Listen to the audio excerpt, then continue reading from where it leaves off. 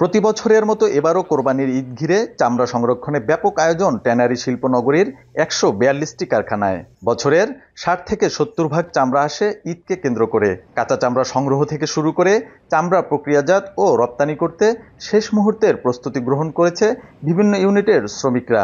এখন শুধু ওয়ালটন টেলিভিশন মাত্র ২৫,৪৯০ টাকায় পাচ্ছেন গুগল টিভি। চামড়া সংগ্রহের পালা।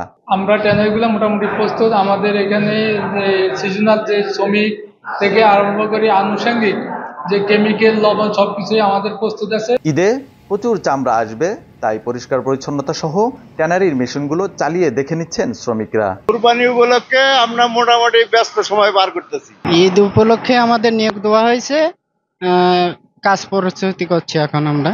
সবকিছু ঠিক থাকলেও সরকারের কাঁচা ওয়েট ব্লু চামড়া রপ্তানির সিদ্ধান্তে চিন্তার ভাঁজ পড়েছে ট্যানারি মালিকদের কপালে। লেদার সেক্টরের মোট রপ্তানি 30 থেকে 40% কম হবে।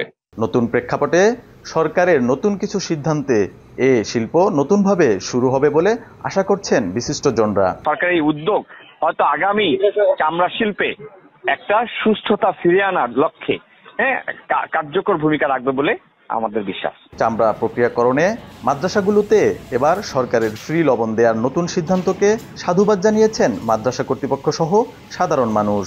এই উদ্যোগকে আলেম ওলামারা খুব সুন্দরভাবে স্বাগত জানিয়েছে এবং তারা অত্যন্ত আনন্দিত।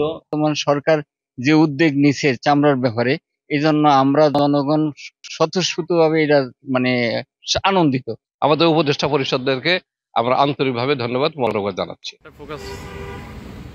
ঈদ পরবর্তী চামড়া প্রক্রিয়াজাত করতে পরিপূর্ণ প্রস্তুতি গ্রহণ করেছে সাভারের ট্যানারি শিল্পনগরী এবং এই শিল্পনগরীকে কেন্দ্র করে নতুন প্রেক্ষাপটে সরকার নতুন নতুন কিছু সিদ্ধান্ত নিয়েছে, যে সিদ্ধান্তর সাধুবাদ জানিয়েছে সাধারণ জনগণ।